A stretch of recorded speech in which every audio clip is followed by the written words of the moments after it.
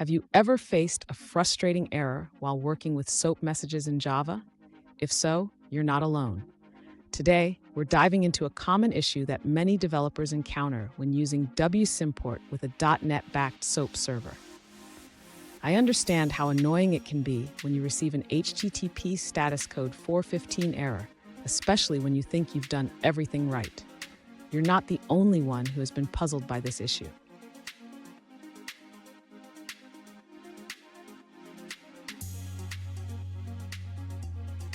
Let's look at the specific situation.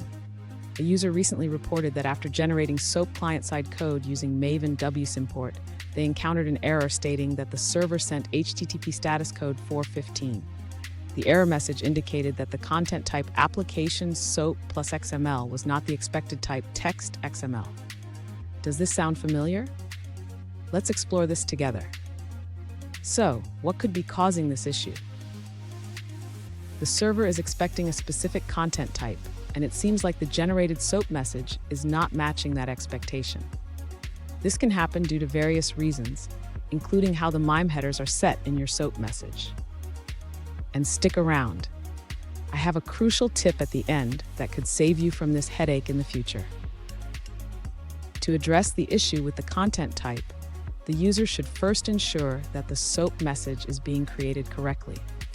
This involves using the right message factory and setting the content type explicitly. Next, the user should create the SOAP message with the correct headers. This can be done by manually constructing the message and ensuring the content type is set to text XML. After creating the message, the user should write the message to the output stream to verify its structure.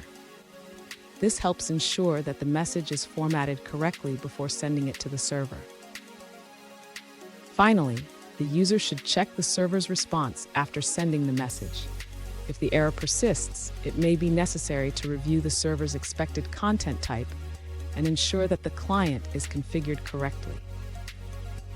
Fun fact, did you know that SOAP stands for Simple Object Access Protocol? It's anything but simple when you're troubleshooting. Now, let's look at the answers provided by other users. This user suggests troubleshooting the issue by adding a JVM argument to dump the HTTP request details. This will help identify whether the problem lies on the client or server side. If the content type appears correctly in the output, it indicates that the error is on the service provider's side. Here's the tip I promised. Always validate your headers and content types before sending requests. This simple step can save you a lot of time and frustration. And there you have it. With these troubleshooting steps, you should be able to resolve the HTTP status code 415 error. Remember, validating your headers is key. If you found this video helpful, please subscribe for more tips and tricks.